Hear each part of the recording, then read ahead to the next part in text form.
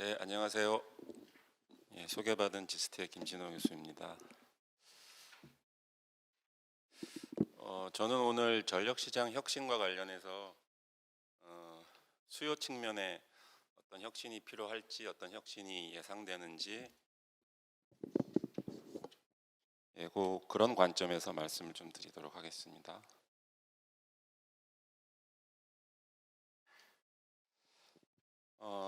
전력시장의 혁신은 이제 앞으로 다양한 분야에서 아마 여러 가지 형태로 일어날 거라고 예상을 하고요. 역시 이제 전기를 생산하는 에너지를 생산하는 부분과 그다음에 융통하는 망 부분, 그다음에 소비하는 이 수요 부분에 있어서 다양한 혁신이 필요할 거라고 보고요.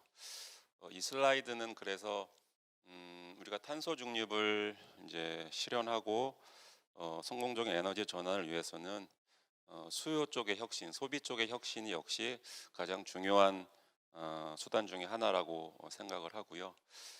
이런 소비 혁신이 우선적으로 이루어져야 실제로 공급 쪽이나 망 쪽의 혁신에 부담들을 덜어낼 수 있다 이렇게 생각을 합니다. 그래서 현재 우리나라의 이제 소비 상황을 간략하게 나타내는 이제 지표 중에 하나가 이제 에너지 원단인데요.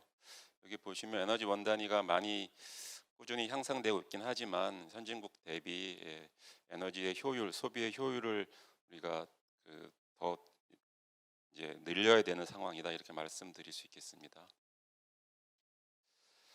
두 번째는 이제 소비 부분과 관련해서 소비 혁신이 이루어져야 될 이유 중에 하나가 이제 전기화, 전력화라고 볼 수 있겠는데요.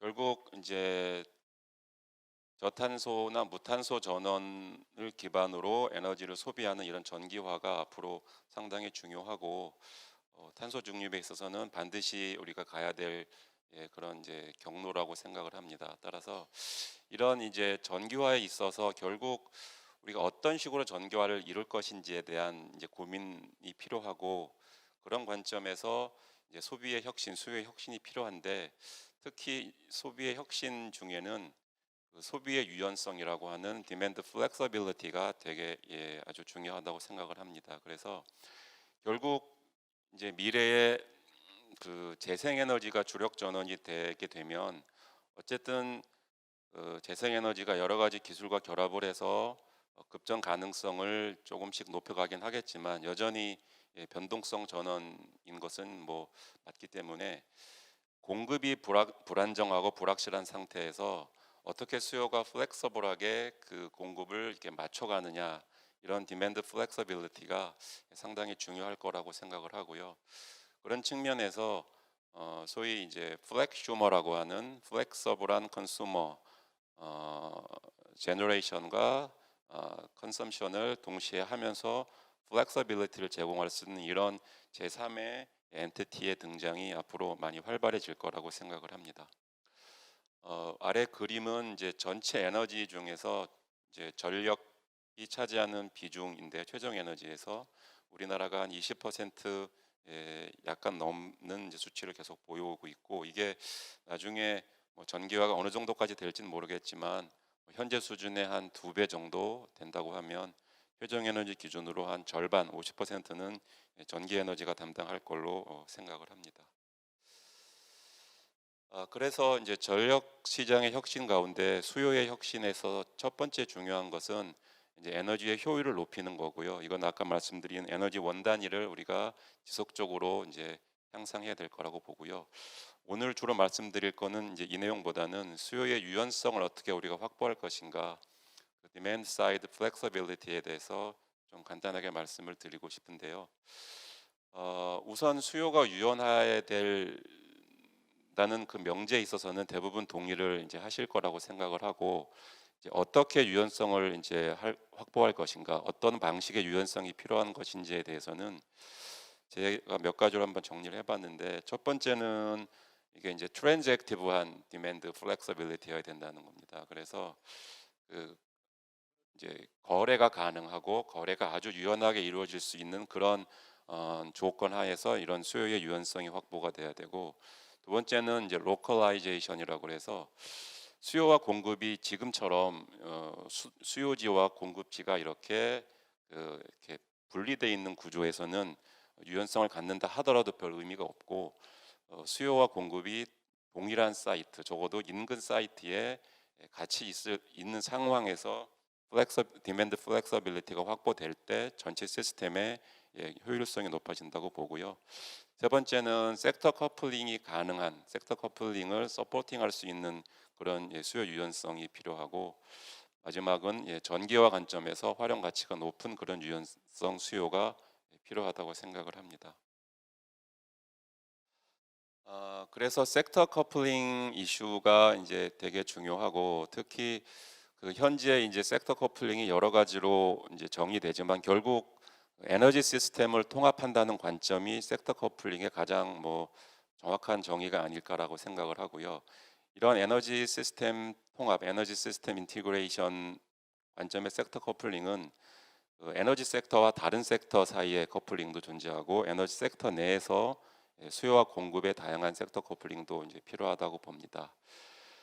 특히 이제 오늘 제가 말씀드리고 싶은 거는, 이제 수요의 혁신이라고 할 때 우리가 전통적인 수요는 그냥 이렇게 수동적인 이제 패시브한 일렉트릭 로드 이렇게 얘기를 하는데, 그거에 반해서 앞으로 이제 혁신이 필요한 수요라고 하면 소위 말해서 바텀업 리소스라고 하는 수요 중에서, 소비 중에서 플렉서블하고 리스판시브하고 여러 가지 펑셔널리티를 갖고 있는 수요를, 이제 그런 수요에 대한 발굴과 개발이 필요하다는 측면이고요. 그런 이제 소위 말해서 바텀업 디맨드 리소스에는 우리가 지금 흔히 말해서 NWA 기술하고 비하인드 미터에 있는 다양한 그런 리소스들이 있겠습니다. 가령 이제 디맨드 리스판스 중에서도 전통적인 피크 커팅 디맨드 리스판스보다는 계통의 주파수에 변동하는 패스트 디맨드 리스판스나 양방향 디맨드 리스판스가 가능한, 그러니까 램핑, 저희가 디맨드 리스판스라고도 하는데요. 램핑 업, 램핑 다운이 가능한 디맨드 리스판스, 그다음에 전기차를 활용한 다양한 기술들, ESS와 비하인드 미터에 위치한 리뉴어블들, 이런 기술들을 결합한 VPP들이 바텀업 디맨드 리소스라고 생각을 하고요. 이런 리소스들에 대한 혁신적인 개발이 필요하다고 봅니다. 그 다음에 이제 기술적으로 이제 이런 이제 디맨드 사이드에 이제 이노베이션이 필요하고요. 동시에 이제 좀 정책적으로 보자면 이 디맨드 리소스에 대한 이제 전반적인 가버넌스에 대한 좀 재정립이 필요할 것 같습니다.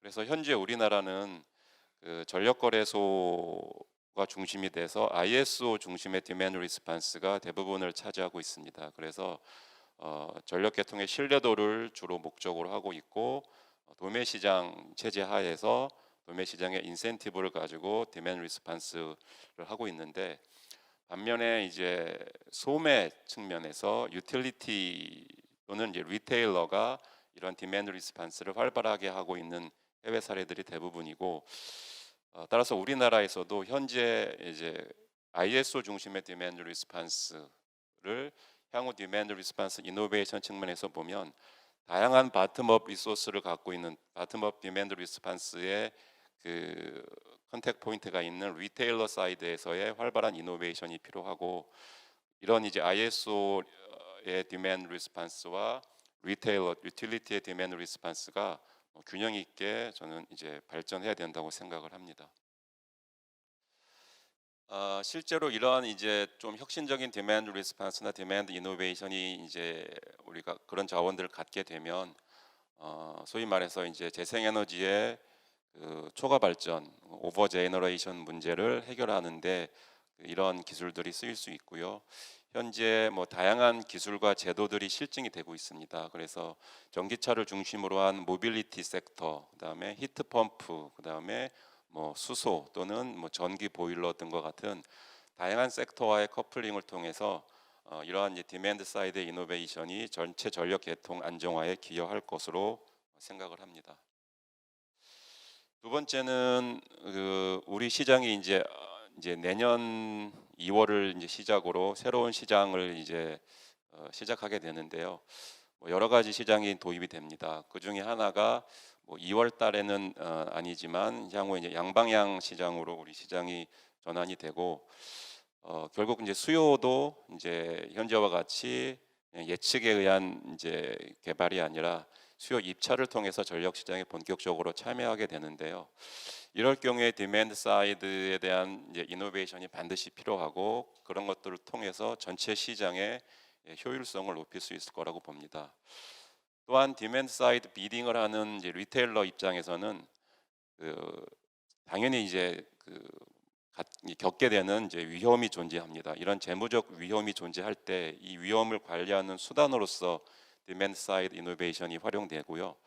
뭐 물리적인 리스크 해칭을 위해서는 실제 디맨드 리스판스를 자원을 활용하는 게 있고 재무적인 리스크 해칭 수단으로서는 뭐 공매도를 한다든지 뭐 스왑 컨트랙을 한다든지 뭐 다양한 방식으로 전력 시장에서 리테일러의 이런 재무적 위험들을 해칭할 거라고 봅니다. 그런데 제가 이제 마지막으로 말씀드리고 싶은 게 이런 디맨드 사이드의 이제 이노베이션이나 플렉서빌리티는 과거에는 이런 정책이나 제도를 우리가 설계하고 또 시행하는 데 있어서 다분히 이제 이론적이고 그다음에 좀 경험적이고 직관에 의한 이런 방식을 취했습니다. 그런데 현재는 전 세계적으로 뭐 저희 전력 분야뿐만 아니라 모든 연구계가 데이터 기반의 연구로 이제 많이 전환이 되고 있고 따라서 제 생각에 이런 디맨드 사이드 이노베이션도 과거의 전통적인 어프로치에 더해져서 데이터에 기반한 데이터 드리븐 어프로치가 이제 필요할 거라고 보고요. 데이터 드리븐 어프로치라고 하는 거는 우리가 어떤 이제 정책이나 제도를 설계하는 데 있어서 로 데이터를 기반으로 이 로 데이터를 다양한 매스매틱을 통해서 이제 분석을 해내고 그걸 통해서 가장 중요하다고 할 수 있는 데이터 셋을 만듭니다. 그래서 이 데이터 셋을 가지고 우리가 다양한 정책적 이제 실험을 하고요. 이 실험이 끝나면 조금 더 큰 규모로 파일럿을 하고 이런 파일럿들을 더 대규모로 함으로써 우리가 아주 안정적이고 성공적인 정책 제도를 만들어내는 이런 이제 구조를 이제 가게 될 거라고 보고 우리도 그런 측면에서 디맨드 사이드 이노베이션이 이런 이제 어프로치를 채택할 거라고 봅니다. 그래서 저희가 이제 이런 관련된 연구를 한 결과를 좀 몇 가지 이제 실었고요. 이거는 그냥 참고하시면 될 것 같습니다. 그리고 이제 이런 바텀업 디맨드 사이드 리소스를 분석하는 데 있어서는 전통적인 해석 방법도 물론 유용하지만 소위 말해서 이제 에이전 베이스드 모델이 상당히 이제 유효하다 그리고 효과가 있다라고 이제 판단을 하고요.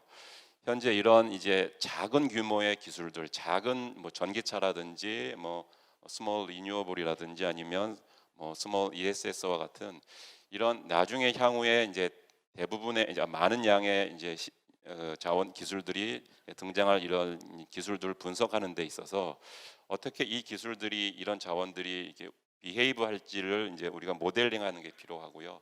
그 모델링에 있어서 이런 에이전트 기반의 모델링 방법을 쓰고 결국 이런 모델링을 통해서 전체 전력 계통과 전력 시장에 어떤 영향을 미치는지를 이제 해석해내는 그래서 결과적으로 최종적으로 이런 이제 디맨드 사이드 이노베이션을 더 극대화하기 위한 정책과 제도를 다시 새롭게 제안하는 이런 식의 방식을 취하게 될 거라고 생각을 합니다. 그런 측면에서 이런 새로운 어프로치도 우리가 디맨드 사이드 혁신에 있어서는 필요하지 않을까 생각을 합니다. 뭐 그 예를 하나 들었는데 이건 뭐 시간 관계상 제가 생략을 하겠습니다. 예, 결론 맺도록 하겠습니다. 전력 시장의 혁신이 이제 여러 분야에서 이제 동시다발적으로 그리고 이제 통합적으로 이제 이루어져야 된다고 생각을 합니다. 전력의 소비, 전력 수요 역시 그 중에 반드시 중요한 한 분야라고 보고요. 규제적인 측면에서 이제 레귤러토리 프레임워크에 대한 이노베이션이 필요할 겁니다. 적절한 인센티브와 보상 메커니즘을 설계하고 어떻게 그 가버넌스를 우리가 디자인할 것인지 그리고 현실적으로 전력 시장 내에 있는 다양한 이제 이해 당사자들 사이에 이런 역할과 책임과 역무들 이런 것들을 어떻게 우리가 이렇게 설계할 것인지 그리고 두 번째로는 이제 시장 관점의 혁신이 필요한데 뭐 결국 소비의 혁신과 수요의 혁신을 이끌어내는 가장 중요한 이네이블러는 프라이스 또는 테리프라고 봐야 되겠죠. 그래서 우리가 적절한 요금 제도와 가격 제도가 존재해야 되고 도매 시장과 소매 시장 사이에 이런 가격과 요금 구조가 아주 유연하게 그리고 적절하게 이제 패스트루 구조를 가져야 될 거라고 봅니다. 이렇게 되면 새로운 혁신 기술을 갖고 있는 새로운 사업자들이 이런 새로운 환경하에서 새로운 다양한 서비스와 비즈니스를 아마 펼쳐 보이지 않을까 생각을 합니다. 기술적 혁신에 있어서는 아까 말씀드린 몇 가지 걸로 가름을 하고요. 다만 마지막으로 한 가지 말씀드리고 싶은 건 기술 혁신에 있어서는 지금까지는 주로 기술을 개발하고 그 기술들이 잘 작동하는지 그 실증하고 뭐 이런 데 우리가 주로 방점을 두었다면 앞으로는 그 기술이 실제 정책과 시장 환경화에서 정말 기술적으로 그리고 그 비즈니스적으로 서비스적으로 작동하는지를 종합적으로 이제 검토해야 됩니다. 그런 측면에서 기술의 혁신이 기술과 정책과 제도와 시장을 통합하는 그런 연구와 그런 실증이 앞으로 필요하지 않을까 이렇게 생각합니다. 제 발표를 마치도록 하겠습니다.